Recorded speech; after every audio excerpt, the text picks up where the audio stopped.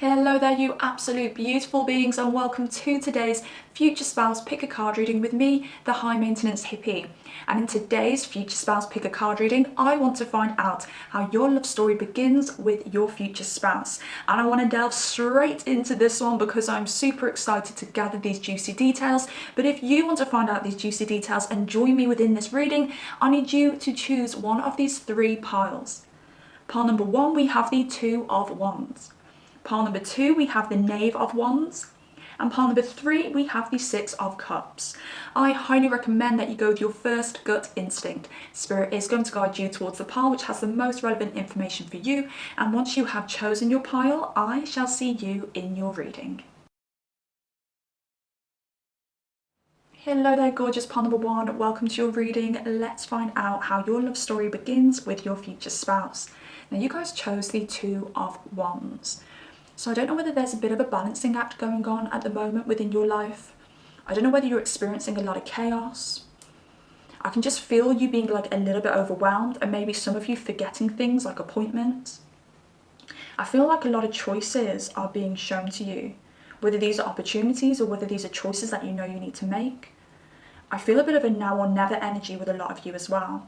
Like, now is the time to go for my dreams and make my dreams a reality. I don't know whether some of you have been offered an opportunity recently, which means fighting through some of your fears, and you're having to make a decision whether you want to go for this now and fight now in fear of actually missing this opportunity completely. I can see 1111 for you guys. So you're manifesting very strongly at the moment.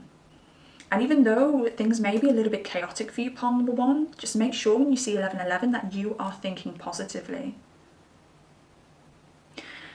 Whenever we see 1111, it's a doorway, it's a gateway into a new beginning. But when we see that number 1111, it's our call to manifest what's going to become physical on the other end of that gateway. So at the moment, the gateway is there, but on the other side, there is nothing there yet. Nothing has been physically manifested. When you see 1111, that is when you start physically manifesting what's going to be on the other side of that door, on the other side of that gateway. So you have to make sure that you're thinking as positively as possible whenever you do see the angel number 1111. I feel that you guys are going through a bit of shedding at the moment, or whether this choice that's being presented to you means shedding something. What's interesting is in your current energy, you're going through transformation. So that's like deaths and rebirths. But when I look into your energy with your future spouse, when you meet your future spouse, you are going through transformation. So these match up. Now, this tells me that you already know your future spouse. For some of you, you could already be in a relationship with your future spouse. Or for some of you, it could mean that your future spouse is literally just around the corner. There's definitely career stuff coming up here for you as well. I think you're completely changing your either identity or your status. For some of you, you could have decided that you want to do like a little bit of a social media revamp. Maybe some of you who are like really into Instagram, you're like, right, I want to portray myself differently online now. Or I want to upload like a particular style of photo. Some of you may be deciding to actually start an online business of some kind. I feel some of you deciding to express some of what you've recently been through or what you're currently going through online. Or also writing these things down, journaling. Or maybe even writing a book about what you've been through or something that you're currently going through. But either way, you're going through a transformation at the moment. I feel the energy is a little bit funky for you, but Spirit wants you to know that you are exactly where you need to be and you're feeling the feelings that you need to feel right now. There's something around this current moment for you being very fated. So I don't know whether some of you have been experiencing knockbacks. Maybe you've like wandered down the beaten track and you've had knockbacks, whether this be career-wise, whether this be through lovers, or any other circumstance. And if you have experienced more knockbacks than usual recently, I want to say it's protection, and it's so that you're diverted back on the path that you need to be on. There's something very, very prominent about this particular moment for you. Spirit also wants me to express that collectively we're all going through a little bit of a funky energy. We're all having a little bit of a shake up right now. So you're not alone in this. But I do think this also connects to somebody talking about the current energy online. So I don't know whether anybody who's chosen pile number 1 here is somebody who either is like a bit of a spiritual guru, or somebody who's thinking of being like a bit of a spiritual guru, like a spiritual coach, I want to say as well. But yeah, things are changing. I think you're actually going through a bit of a death and rebirth around your individuality.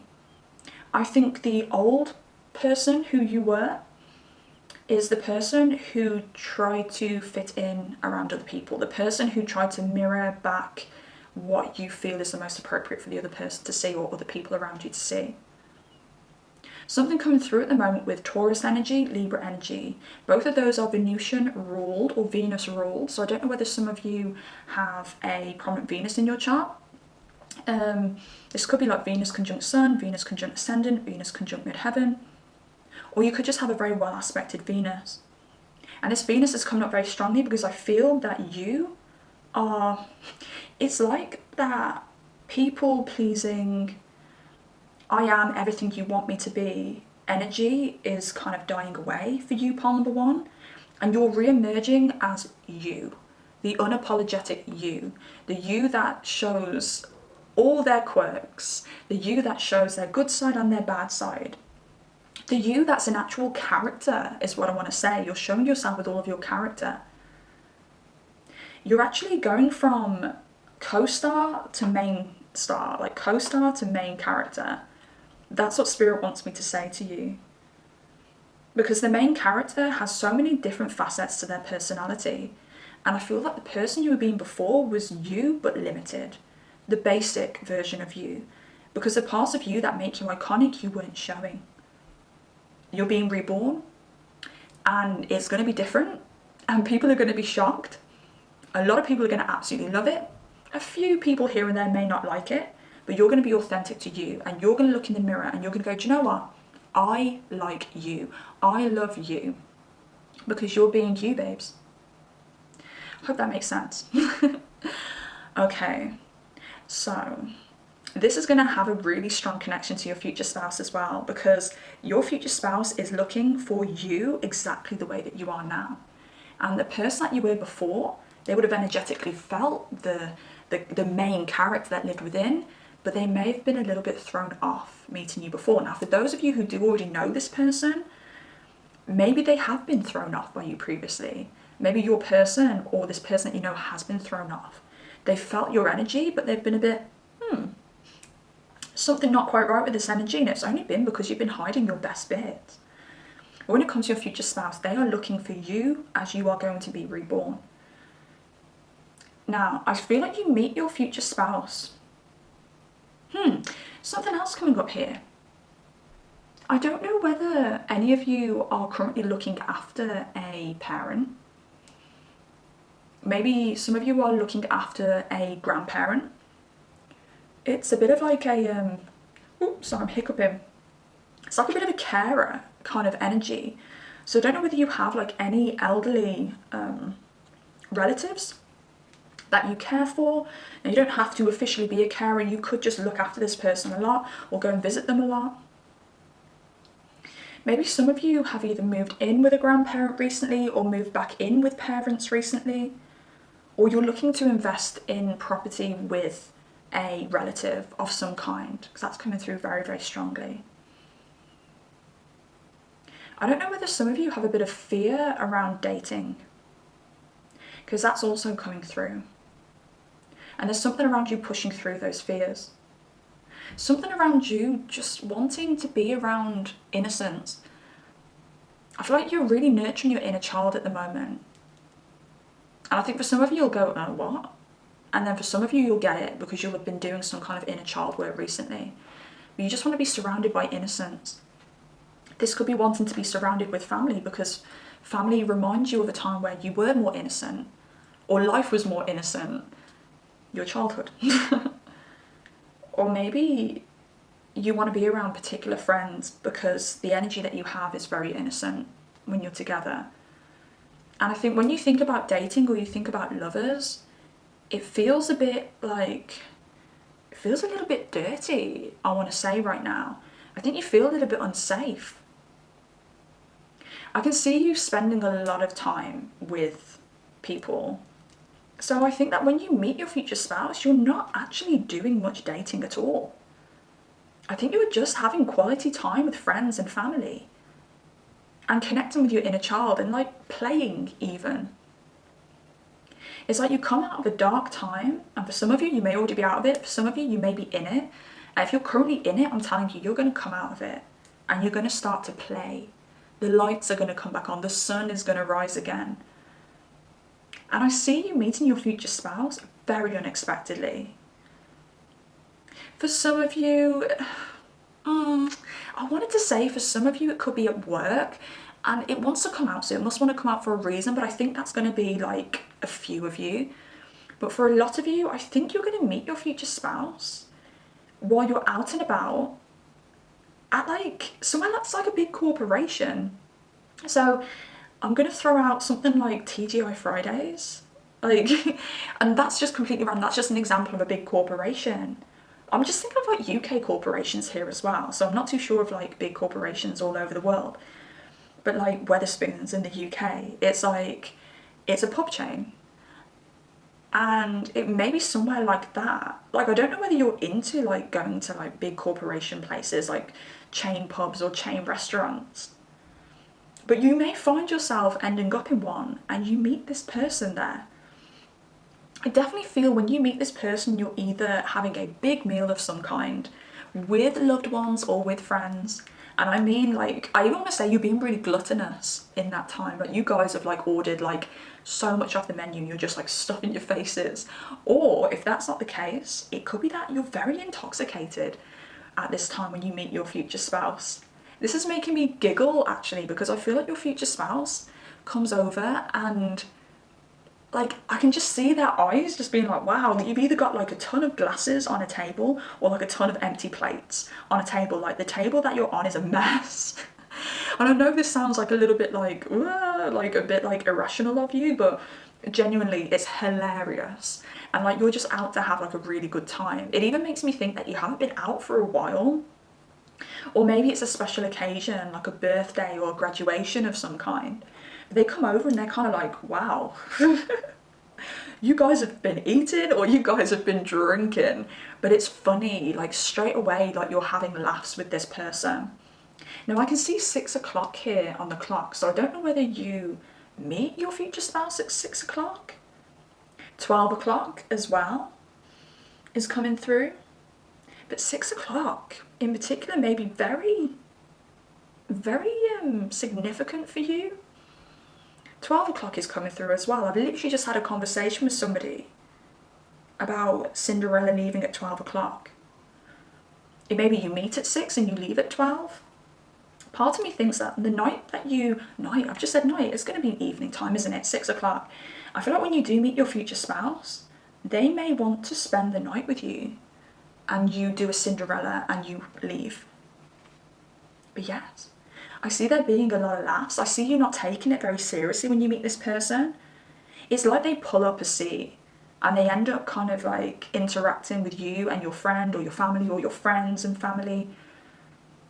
And it's all very jovial, it's all very nice, it's all very jokey, but I just don't think you take it completely seriously.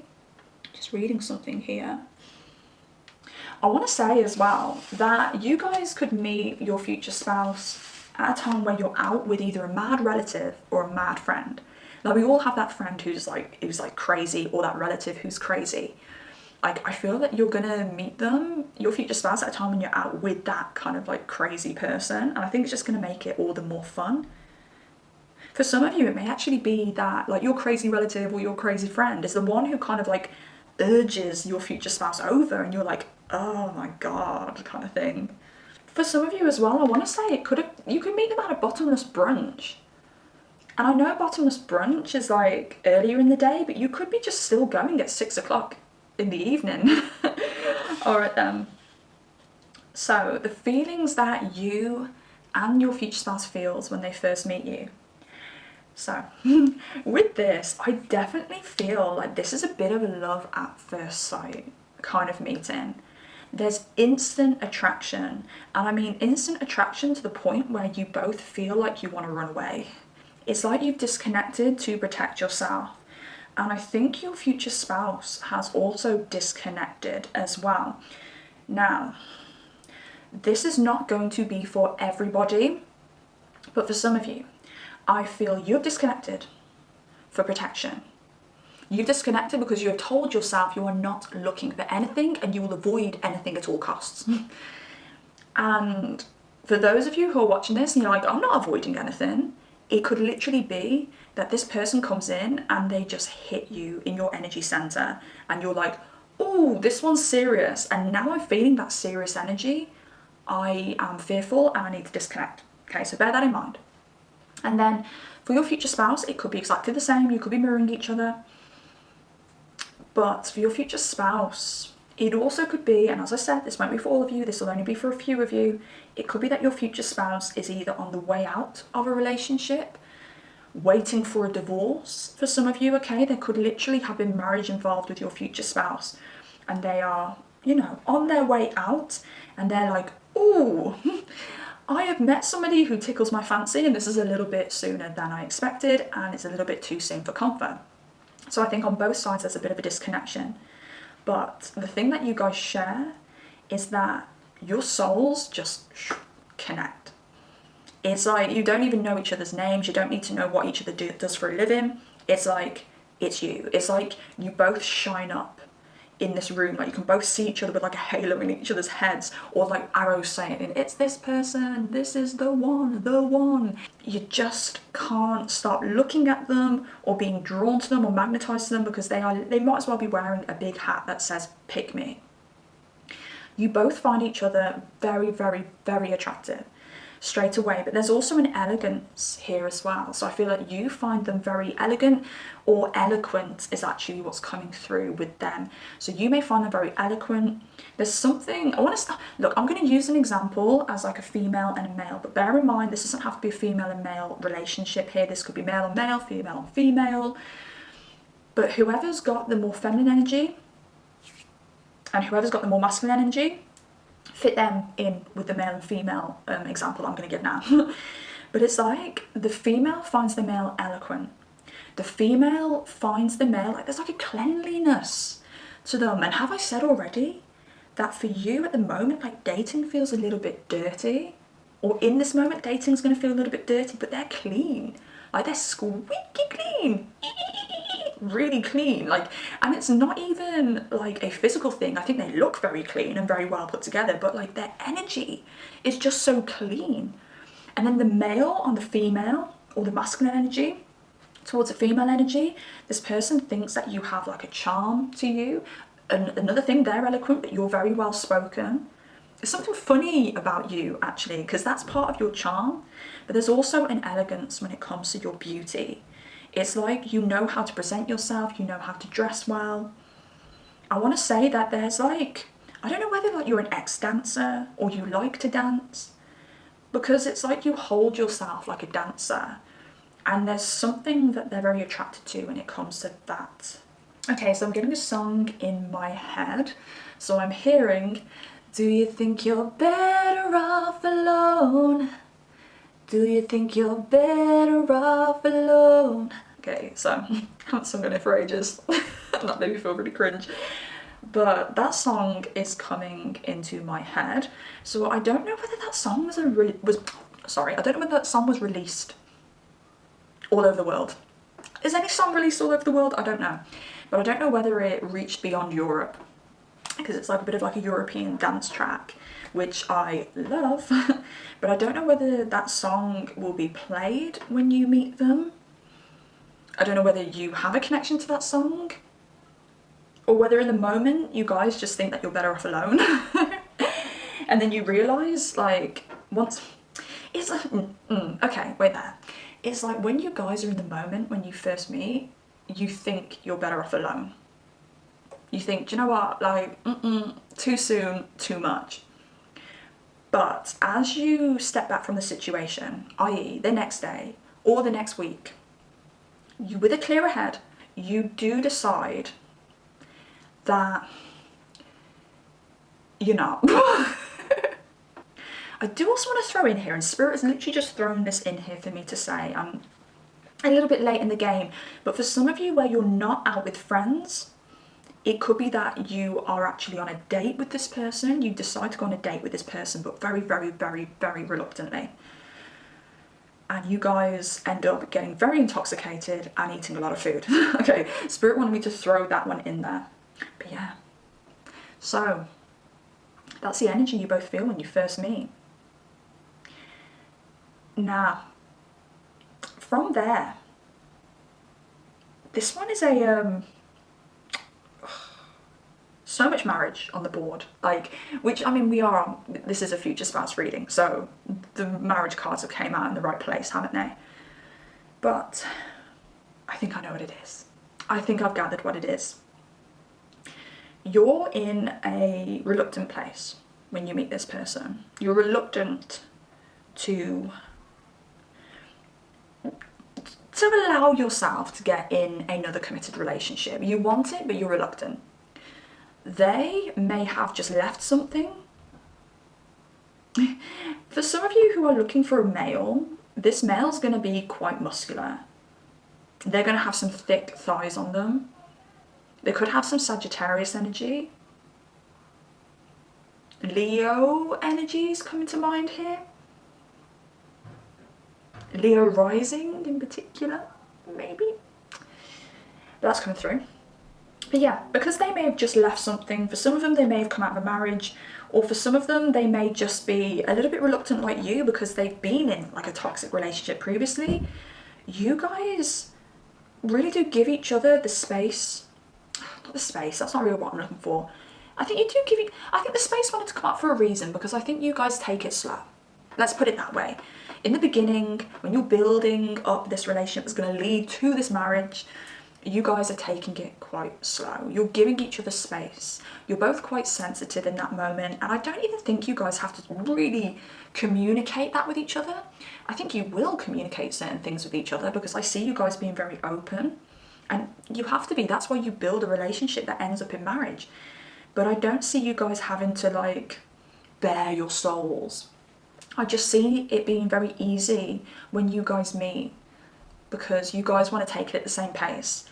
No one's trying to speed things up, and it's just nice. Like that kind of connection where, you know, you guys decide to see each other like maybe like once a week at first, then you might up it to like 2 times a week. Maybe no one sleeps over at the other person's house for like about 4 months or something like that. We could be looking at saving yourselves, actually, as well here with you guys.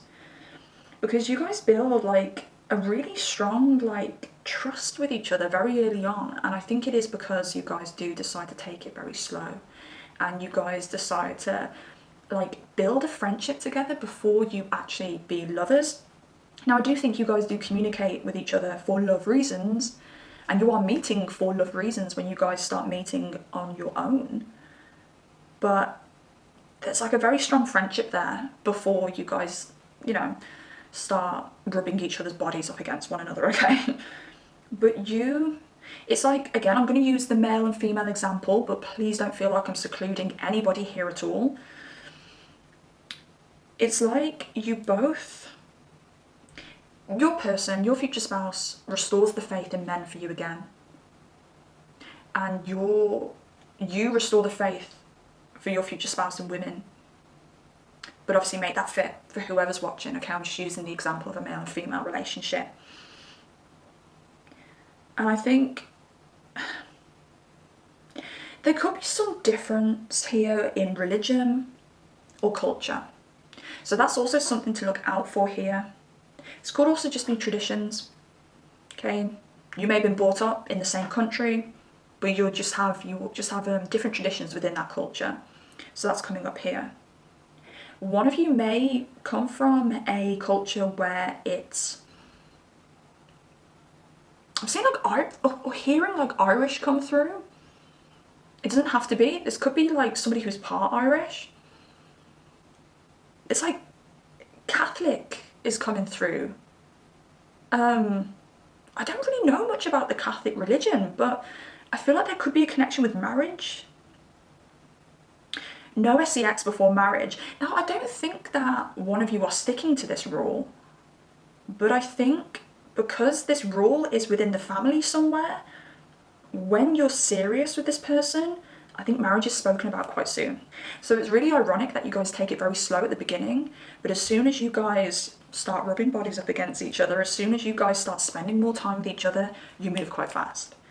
For some of you, maybe that you're just ready, you just know that this person is your future spouse and you decide to get married like really early. But for some of you, it may be pushed on you upon the family, your family or their family. But either way, it's fine because you guys are great together. I think one of you has the ability to be very codependent within relationships. By the way, that's my Squeaky Claire. Squeaky Claire. Hello, that's Squeaky Claire. That's my squeaky chair. I feel for some of you, you may have. For some of, I was going to throw it out for both of you, but maybe it's you. Maybe you have codependency or the tendency to be quite codependent. I think you were always made to feel that codependency was a negative thing, and I think within this relationship with your future spouse, you start to understand healthy codependency. And that healthy codependency is necessary in any relationship.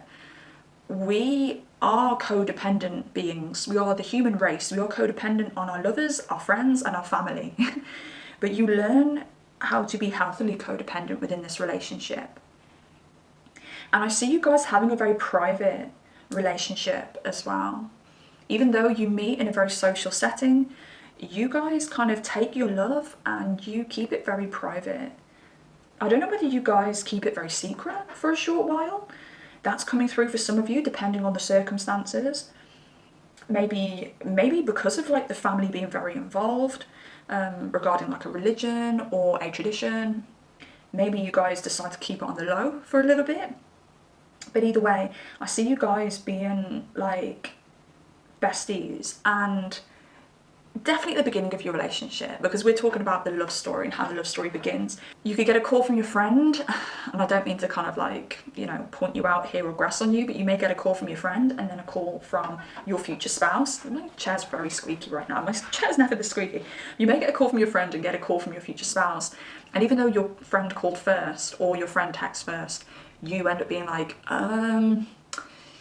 hey, sorry, something's come up, or I'm busy, because you just crave that alone time with your future spouse. But yes, but marriage comes up very, very quickly after that. Something else I just want to throw out before you go. There was a show a little bit similar to this. I think it was 2 readings back. And it was talking about a repetitive cycle. Now, I've just seen this show and it's just kind of screamed at me. Which video was it? I think it was 2 weeks ago. But it was a future spouse reading. I think it was the last future spouse reading I did. There was a show that looked a little bit similar to this, and it was pile number 3. So I want to say pile number 1 for this video. In that video in question, which I can't remember the name of it, maybe that reading will resonate to you. I'll go and get my phone. Wait there, I'll go and get my phone and I'll tell you the name of that video. Okay, so it's what will your future spouse crave about you? So pile number 1, I feel like you guys will resonate with pile number 3 in what will your future spouse crave about you, if you haven't already watched that video. But for those of you who have already watched that video, maybe some of you, for pile number 1 here today, maybe you remember choosing pile number 3 in that video. Because I can feel a bit of connection. And I especially feel it because of the similarity with the shape on the shells. So yes, you may want to check that out. And yes, pile number 1. I'm going to leave that there. I really hope you enjoyed this reading. I hope it resonated for you in some way. Please like this reading if you made it this far. I love your likes and they help the video grow and circulate, which also helps the channel grow, and it means that I can bring more videos like this to you. Also, comment down below if you have anything to say at all. I absolutely love hearing from you, and make sure to subscribe if you do like content like this and want to be notified whenever I do post a brand new pick a card reading. So yes, good luck with this, pile number 1, and take care of yourselves. Goodbye. Pile number 2, how do you do? Welcome to your reading. Now let's find out how your love story with your future spouse begins. And you guys chose the Knave of Wands, which is also known as the Page of Wands. Now, I feel that you guys are due some very good news. Some of you may have already received this good news and you're celebrating now, but others of you may not have received this yet, or you may not be celebrating. And I want to say, you're going to want to give yourself a really big pat on the back, because this news is positive, it's good, it's going to make you go, wow! It's that kind of news. Now, I do feel like you guys have a very big and expansive aura.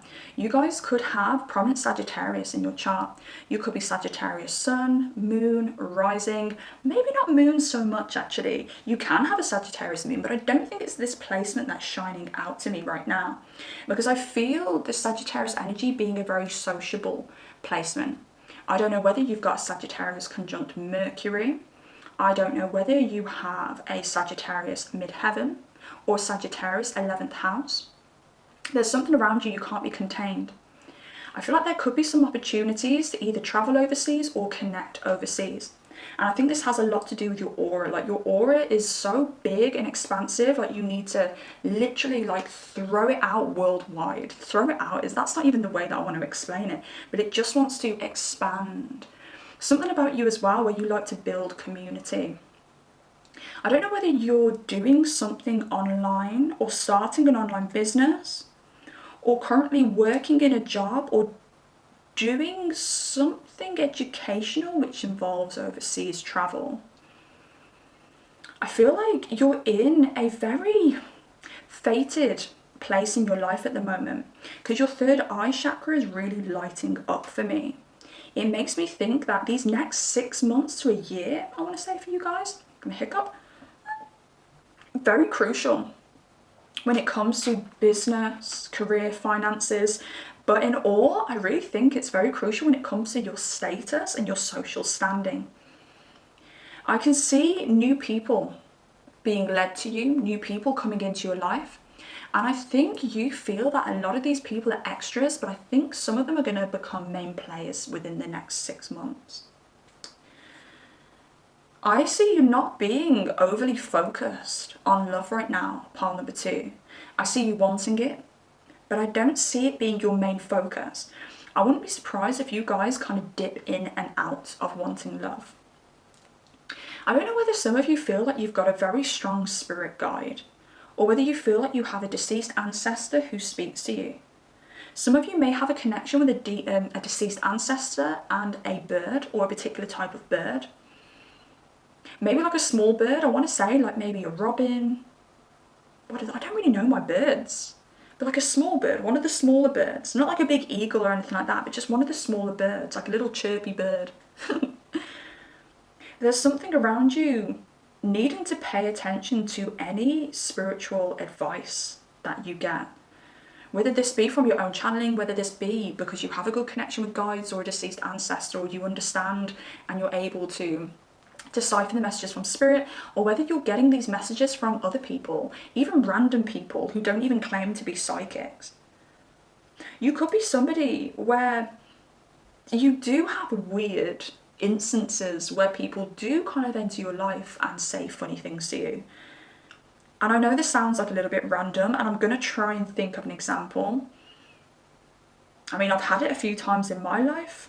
Let me give you an example of something that happened with me.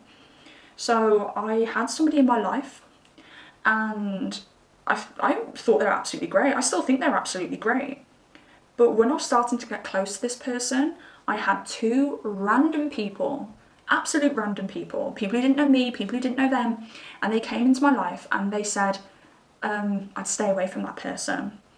And I'm like, why? And they're just like, I just would. And then I had another person do that at a party, completely disconnected to both of us, completely disconnected to the first person who randomly came up to me, and they said the same thing, like, I'd stay away from that person if I was you. And I was like, oh, this is weird. This is the second time it's happened.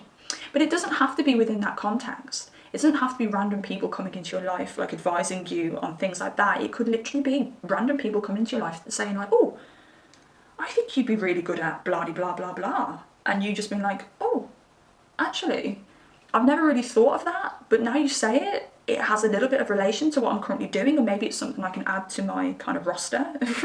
I know that sounds really like, oh, I feel like I've just completely confused this whole reading by saying that, but I've just got to say what comes through. So yeah, listen to the messages from spirit, because some of them may come from channelings, some of them may come from just random people you meet or random signs you see in your day-to-day life. Okay. Energy, energy, energy, moving forward. Spirit is saying, keep moving forward, don't look back. They're saying, don't even look side to side. And when I think about moving forward and not looking side to side, I think they're saying, like, don't look at the crowd. So I don't know whether you're actually doing something very public or something where there is like a lot of people watching you, whether this is the public or whether this is people that you know, like friends or family. I don't know whether you've got like some nervousness around this. I don't know whether you've got some like lack of self-belief. And I think Spirit just wants you to stay focused and look forward, and don't let anything around you knock your confidence. Is what's coming through very strongly there. Okay, now how does this current energy connect to your future spouse? I really feel like your future spouse notices your shine online, first and foremost. Now, I think for some of you as well, this may be a small portion of you, I think your future spouse may notice you when you're part of some kind of community. This could be like a random course that you decide to take, or a random group that you decide to join. This could be like a running group, a poetry group, something along those lines, okay? But I'm either looking at like a in-person community or an online community. An online community is obviously your social media and things like that. But I think they see you shine within one of these situations. And I think you meet your future spouse at a time where you feel like there is no chance you're ever going to meet anybody ever again. You're just like, do you know what? Like, you are so protected right now. And this is within your current energy. And you're still going to be heavily, heavily protected when it comes to meeting your future spouse. Because this is around a time where you are finding like blocks in love like crazy. It's really hard work to date. It's really hard work to meet genuine people when you meet your future spouse. And I think you reach a point where you're having like deep conversations with friends about how you are worried that you're never going to meet anybody ever again. There's something around you taking nighttime walks under the moon here. This could be with a particular friend in question. Could be with a particular friend. Maybe some of you already resonate with this, taking nighttime walks. I know I do. I've been taking a lot of nighttime walks with a particular somebody recently and just airing everything. I love talking and walking. It's so much easier to express yourself when you're moving. Obviously, we express ourselves with movement, like with dance and things like that. But when we've got our legs moving and our arms just flowing and the blood pumping, it's just so much easier to express yourself, because it's so much easier to organise your thoughts. Like when you're sitting still, sometimes it just feels like everything is kind of weighing on top of you. You're not exerting any energy, so it's all getting built up inside of you and kind of blocking everything. But then when you walk, it just loosens everything up. Maybe some of you, if you're feeling very frustrated and stressed with work or with education, it may be worth going on some like nighttime walks. And it doesn't always have to be with a friend. Obviously, if you live somewhere that's like a bit out of the way and there's not many houses around or people around, definitely take a friend. But if you live somewhere very public and like somewhere that's like near a town or something, maybe you want to park up, go somewhere where there's street lights, go somewhere for a walk on your own where there's houses, where there's shops open, etc. And just kind of like organise your thoughts. Sometimes as well, I save up my voice notes that I get from my friends, and when I want to listen to them and respond, I always make sure I'm saving them up for a time where I go on a walk, because it gives me an excuse to go for a walk, but it's also easier for me to take in information when I go for a walk and verbalise my own information when I go for a walk. So some of you may want to, just voice note how you feel to a friend whilst you're going for a walk. And then listen back to your own voice note, and it sounds like really conceited, but listen back to your own voice note and you go, wow, like, I've just given myself the advice I needed in my own voice note. That happens so often, but yeah, whatever, okay. I don't even know whether I explained that properly. What is it with you guys, pile number 2? Because I've questioned myself twice. I've questioned whether you guys understand what I'm saying twice. Are you guys in a very misunderstood place at the moment? Are you finding it hard to date because people are misunderstanding you? Is this also why Spirit was saying don't look at the crowd? Because maybe the crowd don't really understand what it is that you're doing at the moment, the crowd being friends and family. Yeah. You meet them at a time where you're feeling like you are never going to meet anybody else again. And I definitely feel with the owl here that you definitely feel wise enough to meet somebody. You definitely feel ready to meet somebody. You know you've learnt lessons. You know how much you've got to give when it comes to another relationship. But I think this is where the protection comes in. Like, you've reached like a high level when it comes to desirability. You look the part. I feel like you've always looked the part though, pile number 2. But you're mature. You've learnt from your lessons. You're just an absolute prize. And I think because you're top tier, let's just say like you're 10 out of 10, pile number 2. Your 5, 6s out of 10, they're going to have like loads of choice. Because there's tons of like 5 and 6s out of 10. And in all honesty, I don't really like giving people ratings and things like that. But just for an example's sake, I would never rate somebody at all. Like if someone said, oh, rate me, what do you think? I would never, not in a million years. But just for example's sake, you 5 or 6 out of 10s, there's tons of 5 and 6 out of 10s out there. There's tons of people that don't want to do the work. So there's tons of choice for those people who are vibrating at that energy level. But for a 10 out of 10, do you know how rare you are? No wonder you feel like there is nobody out there connecting with you. And you're being pushed back on. You're literally being rejected by 5 and 6s out of 10s. Like, you are pile number 2. So you maybe even receive like a lot of rejection in love. A lot of kind of like, no thank you, not today. And you're just like, whoa, like looking in the mirror and just thinking, I'm a good flipping person. Why do these people not want me? Your energy's too much for them. You vibe too high. God is protecting you. God is like, no, my 10 out of 10 is not going to settle for 5 or 6 out of 10. My 10 out of 10 has worked too hard to ever settle. Whew. So yeah, this may be another reason why your aura is expanding outwards, because there's very few choices where you are. Like if a friend of yours a friend of yours, that's me just slipping up on my words. Maybe you guys do slip up on your words a lot. I know I resonate with that totally, but I'm feeling it very strongly within your pile. But you may have a friend who can find somebody in their town who's like, oh my God, I fell in love with this person in my town. But maybe for you, there's literally like one available. Maybe for you, there's one 10 out of 10 in your town, and that 10 out of 10 person's been married for the past 30 years.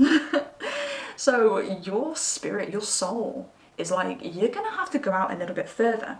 And maybe that's where the internet comes in. Okay, with Aquarius coming up twice, the internet comes in, technology comes in, because you guys, you're gonna have to put your feelers out to find your person. But don't worry, I'm here to tell you, you do. And that's why you've came to this reading. So yes, this person comes in like fate. Everything around it is very, very fated. I don't know whether this person is going to... Okay, this is going to sound a little bit weird. I don't know whether this person is going to really like playing cards. Weirdly, I feel like I've mentioned this in a previous reading, like a recent one as well. I wish I remember what pile and what reading that was. I don't know whether this person's going to really like playing cards, whether they're going to say that they really like playing solitaire. I don't know whether this person is going to be into, what's it called? The love cards. Cardology? It could be called cardology. I'm not too sure about that, but it's where your birthday links up to a particular card in the like traditional card deck, and it just tells you more about your personality and things like that. I've got a book on it. It's called Love Cards. Should I go and get it and show you? I'm going to go and get it and show you because it's so fucking interesting. Okay, my mom bought me this book ages ago and it is so interesting. So it's called Love Cards by Robert Camp, and it is all about What your birthday reveals about you and your personal relationships. Sorry, I'm out of breath because I ran up the stairs to get this book.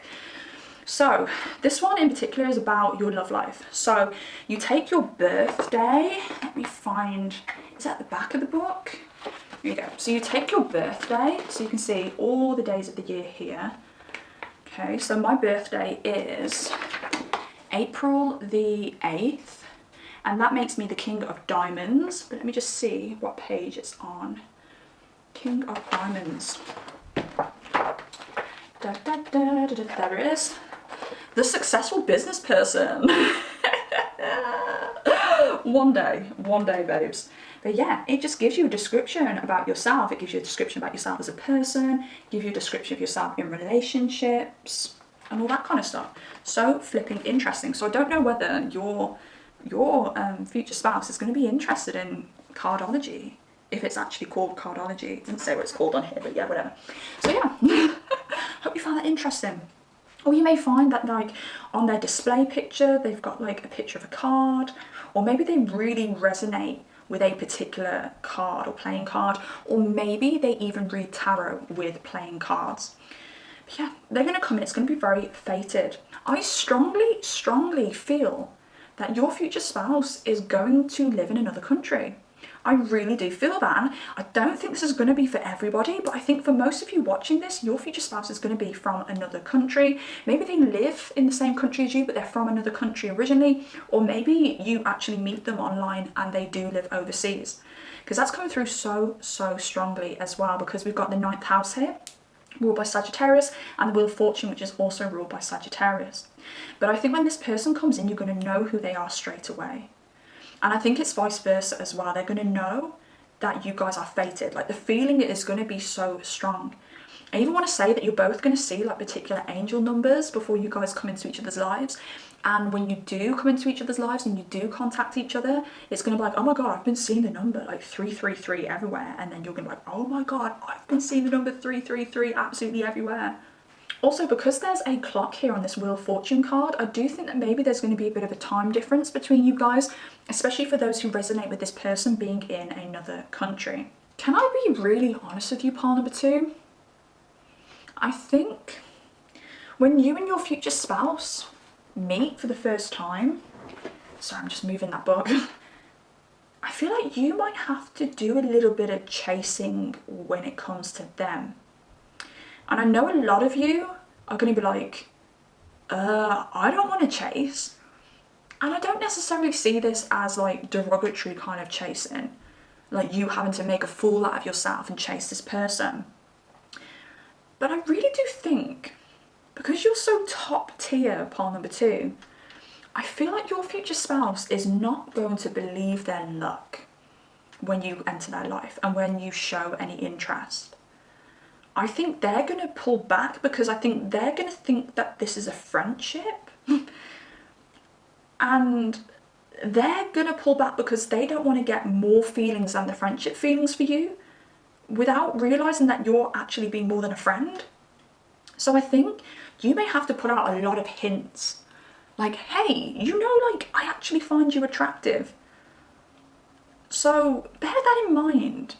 If you do already know who this person is, or when you do meet this person, because you may have to write it out, I mean quite literally, maybe type it out, but literally write it out in black and white, I like you, you silly bugger.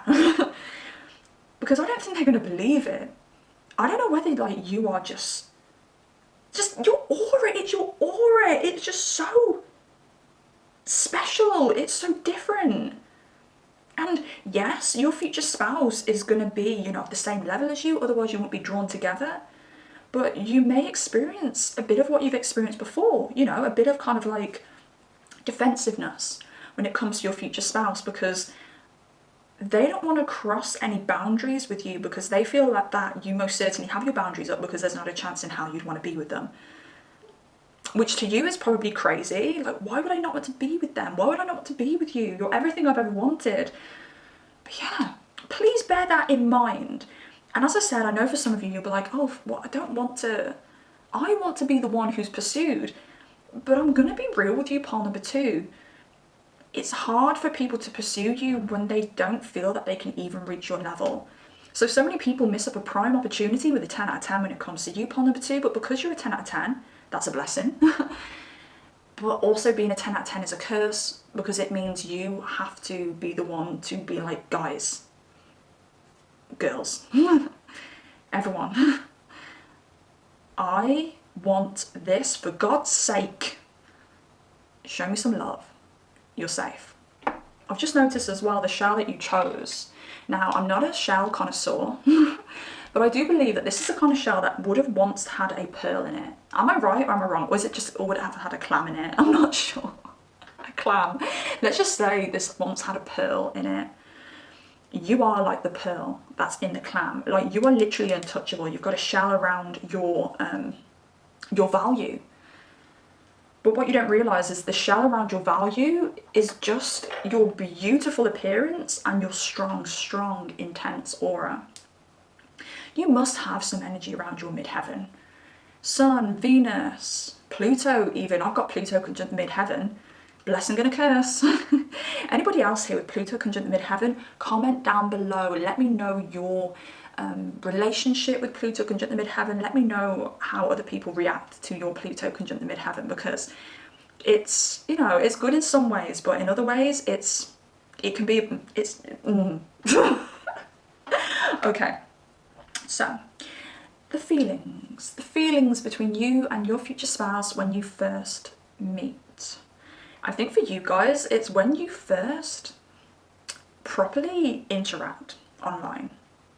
I think you guys could interact online for a long time before you start properly, like, physically dating. I think there's a little bit of a journey for you and your future spouse. Now, pole number 2. I feel like I've already said, can I be real with you? This one is a little bit more complicated. But if I was just going to give you like a fairy tale story, like take, you know, one of the Disney princess stories and just relate to you on the camera, you'd think I was lying. So I'm just going to be real with you. And bear in mind that no matter what comes up in this reading, it ends happily, because you end up marrying this person, okay? But blessing and a curse. It's a blessing and a curse. Okay. But the blessing is the fact that everybody wants you, pole number 2. Everybody wants you, and everybody's scared to, like, get addicted to you.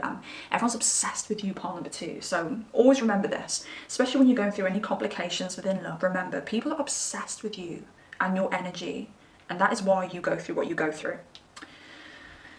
Okay, so I'm still going to use a phrase when you guys first meet, whether this be meet in person or whether this be online, because I do think for a lot of you this will be online for a little while. I think I want to start with what I can see here. I think this connection between you and your future spouse is so fated, to the point where you're like, why this one? I feel like you feel, ouch, I feel like, I don't know whether you heard that out, I feel like you feel the draw to this person, and it is so strong. I won't be surprised if this person's a bit older than you as well. But I think you feel the draw to this person so strongly, but you're not quite sure why. Maybe this person hasn't shown a side of themselves yet that you're going to go, that's why. Maybe they hide a lot of themselves at the beginning when you guys first start your connection or start up your connection. Maybe there's an element of coldness to this person at first, because they are restricting themselves, they are protecting themselves because they don't want to be hurt, because they know how, like, obsessed they could be with you, because you're like, I want to say, like, you're like mouth-wateringly, what's the word? This is like the simplest of words. Desirable. You're mouth-wateringly desirable to this person. But I think you're like, why? Why am I experiencing the same restrictions with this person as I have done with previous people, but this time I'm so drawn to this person? For whatever reason, this person doesn't feel masculine enough for you. Now, this doesn't seclude any genders. This could be male on male, female on female, male on female, vice versa. If this is a female who's feeling very unconfident about their masculine energy, this is a female not worrying that they don't feel man enough, but they're worrying that they don't earn enough, they're worrying that they don't have enough independence on their own. And then obviously if this is a masculine that we're talking about for you guys, pile number 2, this is a masculine who worries that they don't have enough for you, or they're not man enough for you, because there's something around you that deserves perfection, I want to say, and this person just doesn't feel perfect enough. But either way, this lack of perfection, or this lack of confidence around perfection, evolves around the more masculine things, like the ability to provide and the stability and all that kind of jazz. And this is where you have these issues. This is where the kind of like boundaries come up with this person. They just need to work on their self-confidence. I think this person has the ability to be absolutely besottedly addicted to you. And I think what's actually quite nice, and I quite like this personally, but maybe you won't, but this person knows when they're into somebody, and when they give their heart away, they're very protective over that person. They won't, I think some of you won't like this, they won't even, it's not like they won't let anybody chat you up. It's not like they won't let anybody access you. But if you guys are out and about, just say you're in a bar or something like that, and they see another like person looking at you who's attracted to you, they'll go over and they'll introduce themselves to that person and be like, hey, like, I saw that you like the look of my girlfriend or my wife or my husband. I would like to introduce myself. My name is Steve Jobs, I was going to say, and I am this person's partner. And then like, yeah, it's like they're not aggressive in any way. They're like very well articulated. They could have Gemini in their chart, could have Cancer in their chart, we could have Taurus here, we could have Virgo, we could have Capricorn. I know that's a lot of signs. You guys could have Capricorn or Aquarius very heavy in your chart, Sagittarius as well for you guys, Cancer for you guys as well. We've got a lot of fiery energy too. And when you guys first properly meet, because this person doesn't feel grounded enough for anything stable, they have a bit of an obsession with the chase, with the dating phase. And I think this is why I think you guys are going to stay in this phase for a little while. And I want to say for them, it's quite painful because they've got a lack of confidence during this phase. It's like I can feel their heart racing. I can feel them actually feeling extremely nervous around you. And then on your side, I think you just think it's a little bit irritating, and you could have very strong Sagittarius in your chart actually. Or some kind of like Aries energy as well is coming through, because there's an impatientness with you. I actually said this to a friend in a voice note the other day, and I said, I'm the kind of person who wants a whirlwind romance. I don't mind like meeting you, going on 2 dates, we then decide that we're a couple, and then in 3 months time we're engaged, 6 months time we're married. Like, I can move fast. I love moving fast, and it's because I'm an Aries. And I think Sagittarius may be able to relate to me to a certain extent, as long as a Sagittarius knows that they're into that person. Like a Sagittarius, once they're in it, they're fucking in it. But obviously with the Sagittarius, I think they've got a little bit more, they're a little bit more conscious about the moves they make in love than an Aries. Okay, me as an Aries, I'm just like, well, don't worry about it. If this person doesn't end up being the one for me, we can end things, I can move on somewhere else. But I think maybe you've got a little bit of that impatient energy, either because you know that this person is the person that you're going to spend the rest of your life with at this point, or whether you do have that like Aries energy and you're like, I want to be whisked off my feet, I want things to go a little bit faster. I don't know whether there's any relation to a BMW here, because we do have an image of a BMW. I do have so many images of BMWs on my cards. I feel like whenever I bring up a card, oh sorry, a car, because I see it on a card, it's always a BMW. Why are BMWs like all through my tarot decks? Like, it's crazy. Now let's see where this goes next for you guys in your love story. I think that the next step for you guys is honesty. One of you or both of you are very honest. I feel like it's your future spouse actually. They're very honest about why they had to pull back, why they have boundaries. Very honest about the fact that they don't have a lot of confidence. And I feel like once they open up about this whole phase that you've been in, where it was like a little bit kind of confusing, a little bit frustrating for you, it all makes sense. And I think you end up having like a lot of empathy for this person. And I think at this moment, this is where you may fall in love. I think you like a bit of vulnerability within a person. I think you're the kind of person within a connection where balance means a lot to you. Yes, talking from a female's perspective here, okay, but make this fit for you. But as a female who's into males, I want a manly man. I do want a man because I'm very attracted to men. But I don't want that man to be all man, because then I am going to be overwhelmed with this masculine energy. And I think when your future spouse talks about their vulnerabilities, you realise, the thing is, sorry, my stomach's going crazy. You realise that they've got that masculine energy, they've got that protective energy, but they've also got those sensitivities that kind of soften all of that masculine energy, and you're very compatible with that. And I think at this point, when they open up, I think both of you realise, oh my gosh, this is the person that I'm going to marry one day. You're going to know quite soon on within the relationship and within the honeymoon period that you're going to marry this person, because the marriage card has came up in this section of the reading, but it's came up around this like honest truth about why this all happened in like the talking or like first meeting phase. And with reconciliation here as well, I think there's something around you or them loosening control of needing to kind of dictate how this happens. Maybe you're somebody who likes to be in control a lot of the time. So I feel you get frustrated because things are moving too slow for you. You like to control things, you like to control the speed of things, you like to control how things happen, i.e. I want to be swept off my feet. I think that's fair enough. I totally do. I'm not saying you shouldn't be that way. But I think you decide to part, and during that parting, you kind of lose, you want to say like lose the initial kind of need for this connection. So maybe you loosen up a bit because your mind is elsewhere. It's back on work, okay? It's back on hustle. And then this person comes back in, showing you affection, wanting to be more honest this time. And then you take steps within this connection whilst your mind isn't fully focused on them. You're focused elsewhere, but you're still giving them time because you know that you have some feelings there and care there.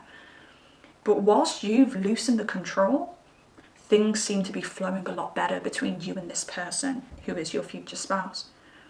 And I think this is a little bit of a mirroring thing as well, where when you're trying to control things so tightly, there's not going to be any flow in your life. So if you're controlling things, you're going to stagnate things external to you. So if you're trying to control things within you, you're going to stagnate things external to you. And when you loosen the control of this, it starts to move exactly how you wanted it to move in the beginning. Differences. And I really do think these differences are cultural. I think it could be because you guys are from different cultures, or there is actually seas in between you guys.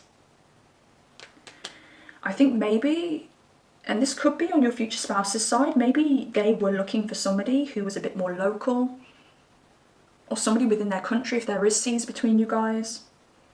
Or if this is cultural, maybe they were looking for somebody who was of the same culture as them. And I think maybe at first they saw your distance, however that may be, physical distance or cultural distance, as a red flag. But then you've both realised in this moment, when things have gotten a little bit more serious, that, again, you cannot control who you fall in love with. And you end up making things work. And obviously, you end up getting married. Here, I feel like I read that the wrong way. I think I should have read it from this way to that way, and I think I read that one a little bit backwards, but we're going to go with it, guys. We're going to go with it, part number 2. But yeah, all of this leads to that honest communication. And I even want to say, you guys end up getting married quite soon, and I said this for pile number 1. Pile number 1 had so many marriage cards out, which is exactly what we want for this reading. And I said, oh, I think you guys are going to get married really quickly. Actually, there's also cultural things involved with them as well. And with you guys, we've got a marriage card out here, which tells me, I think you guys are going to get married, or get engaged at least, within around 6 months. I I'm going to say something now, it may resonate or may not, okay, but I think you guys may get married to your future spouse within 6 months of meeting this person. Like physically meeting this person face to face. Or engaged, sorry, I mean engaged. I do apologise, I mean engaged 6 months. After you meet this person face to face, and maybe you get married about a year after you meet this person face to face. Now at the beginning of this reading I said new people are going to enter your life. A lot of these people are going to seem like extras. And then 6 months down the line is exactly what I said. Some of these people end up becoming main characters. Look out for the people who come into your life at the moment, because one of these people may be your future spouse and you think they're an extra, and in 6 months they are on one knee proposing to you. It's not for everybody, okay? It'll be for a few of you, but just look out for that. Okay, pile number 2. I am going to leave that there. I hope you enjoyed this reading. If you did, please drop it a like. Comment down below if you have anything to say at all. I absolutely love hearing from you. And be sure to subscribe if you do like content like this, because it means that you will be notified whenever I do post a brand new pick a card reading. Good luck with all of this. Pile number 2, remember you are a 10 out of 10. Be proud of that. And I'll see you next time. Goodbye. Hello there, pile number 3, welcome to your reading. Let's find out how your love story begins with your future spouse. And you guys chose the 6 of Cups, which is a super positive energy for you guys. Now, the 6 of Cups can talk about nostalgia, returning to things from childhood. So I don't know whether you guys have returned to maybe a hobby that you had as a child. Maybe you've wanted to, or maybe you have rekindled some friendships from your childhood recently, or potentially there may be an old romance that has rekindled from your past. Bear in mind, if you do not have any space for any exes, don't worry about it, okay? You have the free will to not let that person back into your life. But yes, to be real with you, the 6 of Cups can indicate exes returning. I really do feel for some of you this could literally just be a realisation of your inner child. Funnily, the inner child has came up a lot in these readings today. I think maybe you're going into a phase where you're healing your inner child. Maybe you're bringing your inner child forward into your present and you're really incorporating play into your life now. You may be at a point, or maybe having a year, I actually want to say for you guys, pile number 3, a year where you're choosing to enjoy yourself, where you're choosing to say yes, where you're choosing to travel, where you're choosing to, you know, maybe even spend a little bit more cash on those things that in previous years you would have thought were a little bit inappropriate. There's something around you really incorporating play into your life to raise your vibration and to make you happy, or even heal you from something. My stomach's going to be making crazy noises throughout this reading, just so you know, okay? My stomach has just started to rumble. My stomach normally always rumbles when we hit pile number 3. But yeah, I do want to apologise in advance. Don't worry, I'm not ill. My stomach's just rumbling. I feel like somebody's going to give you some kind of offer, because there's offers coming through. If you're selling a car or you're selling a house, I want to say there's a good offer coming through. You may even recognise this person who buys from you and you'll be like, oh my gosh, like I haven't seen you in years. Chance meetings as well. Chance meetings with opportunities. This may be to come, this may be something that you've already experienced. I do want to say, for you guys, pile number 3, some connection from your childhood is going to have a connection to your future spouse. Whether this be a friend from your childhood who knows somebody and you guys end up hitting it off, you and this person's friend, or whether this actually is an ex coming back. Now, for those of you where this is an ex coming back, you're going to know who this ex is. You're not going to be like, oh, I don't want any exes coming back, and the next thing you know, you get married to an ex. Like, that's not going to happen. But for some of you watching this, you may be like, yeah, I've wanted to rekindle an ex relationship, or I've thought about an ex-person from the past and regretted it. I don't know whether we all have that one person that we regret leaving or regret breaking up with. I know I definitely have just one. It's just one. Other people don't care. There's just one. So it could even be a situation like that where maybe even it seems really out there to think that this person could return back into your life. But for some weird fated reason, they do. In quite a shocking way as well. I want to say there's something around study, belief systems. I want to say for some of you, pawn number 3, you've only just got into like tarot and things like this. Like you may be new to watching tarot channels. I remember the first time I ever discovered tarot channels. My mom, she's been reading my tarot for like my whole life. But I discovered tarot channels in 2017. And I was like, wow, people do this online? And I had like a honeymoon period with tarot channels. I was addicted. I was doing like yoga whilst listening to readings. It was absolutely amazing. It was, I literally fell in love with tarot like I do a person. So maybe you're in that phase where you're literally just like, oh, besotted with the tarot. You're like, this is amazing. I can't believe I've got all this tarot at my fingertips. But then there could be something to do with belief systems as well. I don't know whether some of you have decided to go back to religion. Spiritualist church is coming in very strongly here. Maybe some of you have decided to like join a spiritualist church. Maybe some of you have started going back to Sunday service and things like that. Or maybe some of you are taking courses on astrology and taking courses on things like tarot as well. Something around you like delving deep within yourself and really like discovering, it's like you're pulling yourself. I mean, I see visions sometimes, but I'm not seeing this in a gory way. I'm seeing it in a bit of like a cartoon way, but like you're pulling yourself inside out. And what was on the outside before is now on the inside, and what was on the inside is now on the outside for you to see and explore. I would not be surprised if you have had a breakup recently. I would not be surprised if you have like moved to another country recently, or maybe changed jobs or lost a job recently or something like that, because it's like there's been a big change in your life and it's made you switch everything up. But it's exciting for you. And I do want to say, because I said loss of a job, please don't think that this is upcoming for you. Please don't think that I'm predicting a loss of a job, because I'm really, really not. It's just one of those big changes that you can have in life, which can push you into one of these situations where you end up delving deeper within yourself and searching for more. Okay, so please, no one be scared. I'm not predicting anybody losing their job, okay? For you guys, pile number 3, I'm really struggling to pinpoint a setting where you guys meet. Like, I'm struggling to say, like, oh, this is at a bar, or this is on the internet. I mean, that was pile number 1 and pile number 2. One was at a bar, one was at the internet. At the internet, on the internet. But for you guys, I'm struggling to actually find, like, a setting, but I can definitely feel an energy. So what I can see here, you're in a very light energy when you meet this person. But for you guys, I genuinely feel that you keep yourself very upbeat anyway. I feel a lot of air energy with you guys.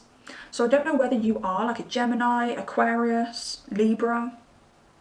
I also want to say we've got Virgo here, we've got Sagittarius here, we've got Pisces here as well coming through. But I think you may have some like prominent air in your chart. I feel like even when you're feeling like a bit down and out, I definitely feel that you, my stomach's so loud. I feel like even when you're feeling a bit down and out, you hide it very, very well. And I think you could also be a very sociable person. Now, you could be in a phase where you're not being as sociable when you meet your future spouse, or you could not be in a very sociable phase now, but either way, that sociability really does live within you. You like people. You like the energy of being with people, communicating with people. You don't mind meeting new people. I think you've also got like a little thing inside you where you like to be seen. I don't know whether you dye your hair pink or you're thinking about dyeing your hair pink, because there could be a chance of you having like pink hair when you meet your future spouse. And of course, that won't be for everybody because that's a little bit specific here, but there could be a chance that you do have like pink hair. So if you are somebody who likes to wear wigs or is prone to dyeing their hair, look out for when you have your hair pink, okay? Because you may meet your future spouse then. I don't know whether you meet your future spouse outdoors. This could be the first time that you meet them outdoors. Maybe I'm struggling to find a setting here because it's either like a blind date. Blind date's coming up very strongly here for you guys, by the way. Blind date where you're set up by friends, maybe a friend that you had in your childhood. I'm feeling the past with this blind date as well. So I think there's some of you that have already had this blind date with this person in the past, and you're rekindling and you're coming back together. But I'm still going to stick with the present, or I don't want to confuse everybody too much, but we could be looking at a blind date upcoming for some of you, or a blind date that's previously been with an ex that you have a possibility of getting back with. But this blind date, or it could be a date that you guys have set up, I don't think there was much communication before it. I think it was just boom, you decide to meet very quickly. So this could be a Tinder situation here. If this isn't set up by friends, this could be a Tinder situation.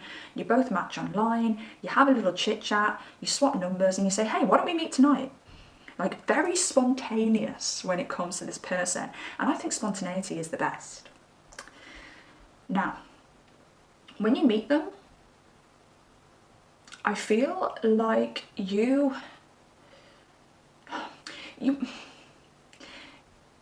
are ready for this. You are in an easy flowing place when this person comes in. But what I do want to say is that this person, when you first meet, triggers your inner child. And I did mention that I do think that you are doing inner child work now, whether you realise it or not. But they trigger your inner child. And I think they trigger something in particular around self-image, self-esteem. And I don't think it's because they're going to do anything to attack your self-esteem. I think this person just feels like a little bit too good to be true. And I want to say that they're mirroring that feeling as well. They feel the same about you. I think I'm seeing the emoji with like the hearts in the eyes, but I'm seeing like all these hearts like literally like flying up off your head as well. Like, I don't know how to describe that. There's just hearts everywhere. Because this person is like the soulmate of a lifetime. And instantly, I think you're in shock. I genuinely think this is one of those dates where you're like, do you know what? Like, I could really dress up, but then that would be a lot of effort for this person that I'm probably not gonna like. And then when you meet them, I swear, like within like half an hour, you're linking arms, you're holding hands, you're giggling, and you're just maintaining eye contact with this person. Like, you fall for each other pretty instantly. But I think it knocks your self-esteem because you're like, oh my God, what if this person doesn't feel the same? Like, I'm already like besotted with this person. Oh my goodness gracious. But this person feels the same because you're of the same energy. And I want to say, like, I think I've said this in previous readings. If you are feeling that strong soul magnetism towards another person, it's reciprocated. Because the only way that you can feel that soul pull is if that person's energy is activated as well and you're pulling towards each other. Now, if you're a little bit, and I don't think I've got any of these on my channel, by the way, so the people I'm talking about probably aren't going to see it. But if you're like a little bit disconnected from yourself and a little bit crazy and disconnected from your feelings and like your inner self, you may be, or you may mistaken this soul pull with just an obsession. Because an obsession doesn't have that kind of pull feeling. An obsession doesn't make you like glow like the sun and fill you with warmth and energy. But an obsession can make you fixate. Do you know what I want to say? When you have a natural soul pull towards somebody, it comes from here. When you have an obsession, it comes from a fixation from your like eyes. I probably sound like a nutter now, don't I? But it's like if you're fixated from like your head, kind of like top of your head kind of area where you're just drawn in like from your head, I'd call that an obsession. And when there's an obsession, there's no guarantee or likelihood that that other person feels the same. But when you're feeling it from here, like your heart wants to just like melt into theirs, it's reciprocated, always. I have so many clients, I have so many friends who come to me and they describe this feeling to me and they're like, but what if they don't feel the same? And I'm like, is this feeling this? Does this feeling feel like this? Does this feeling feel like a draw? Does it come from your heart? Does it come from your soul? And they're like, yeah. And I'm like, it's reciprocated, like without a flipping doubt. But you got to know the difference between an obsession and an actual soul pull, because obsessions, the likelihood of that being reciprocated is highly, highly, highly slim. And that's why you have those kind of people who are like, oh, I'm just in love with this person, but this person isn't in love with me.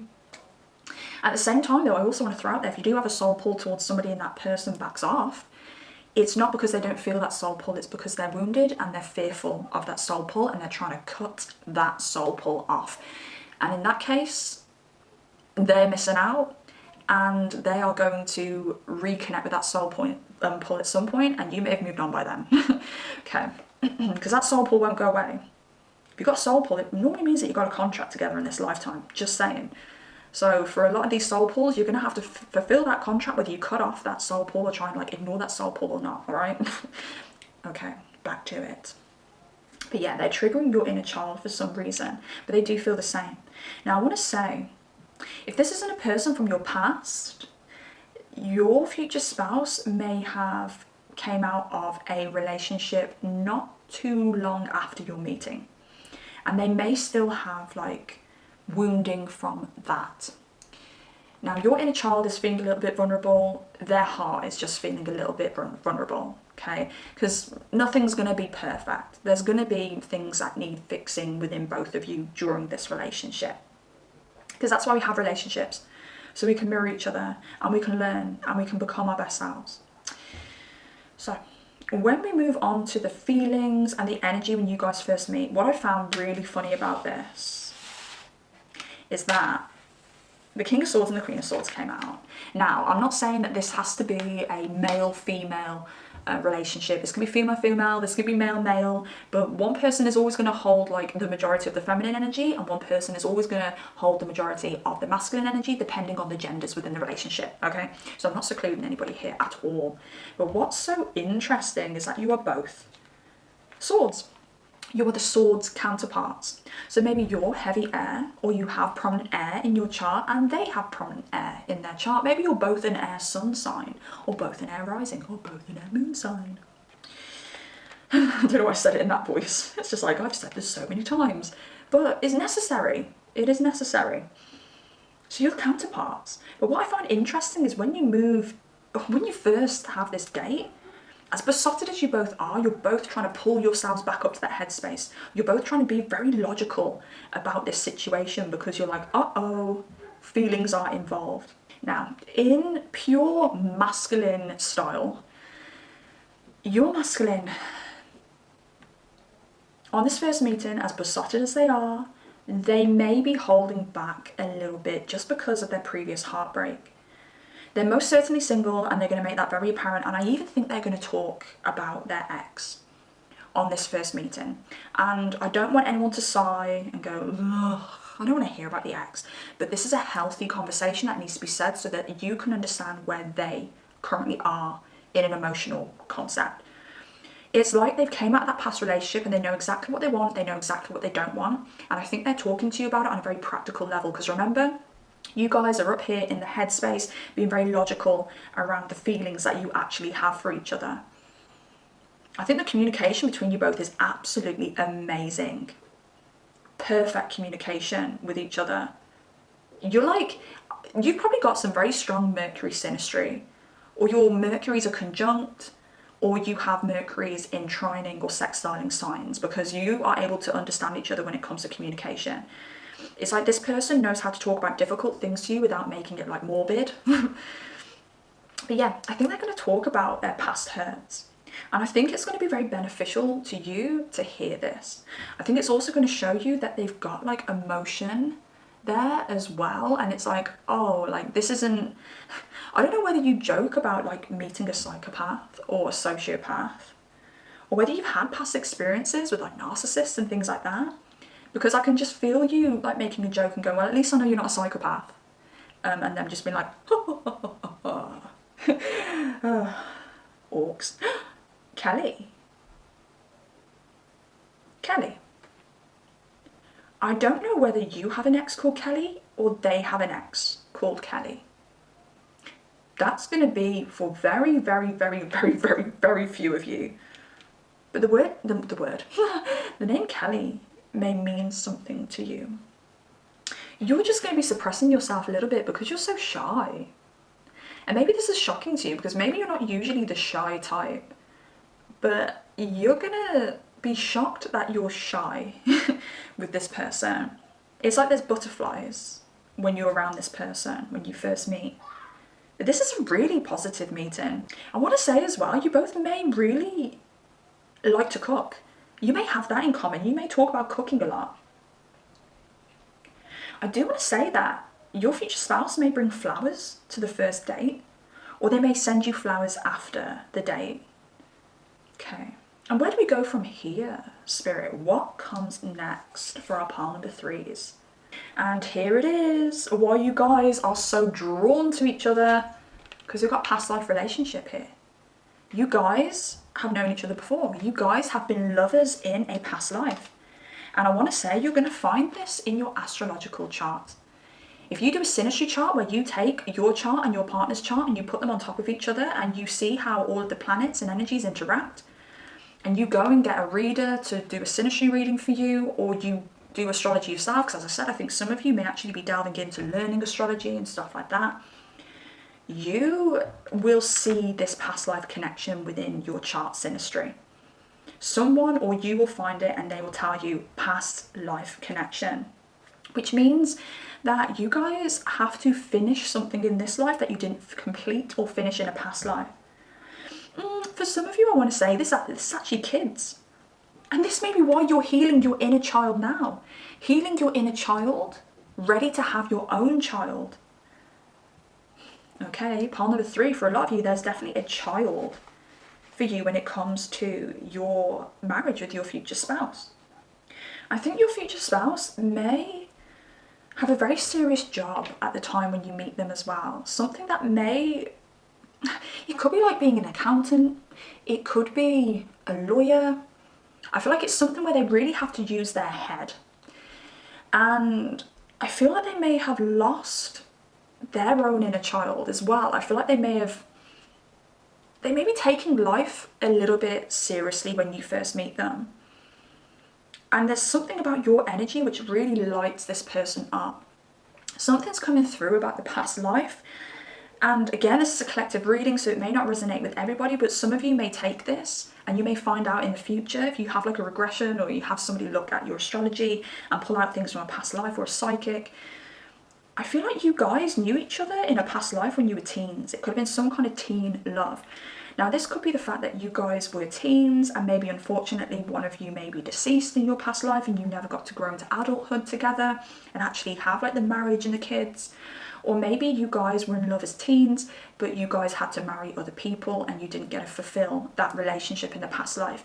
Because there's something about you locking eyes with them, or them locking eyes with you, sorry, and that inner child just kind of beaming out of them. They just feel their soul just expand within them when they look into your eyes.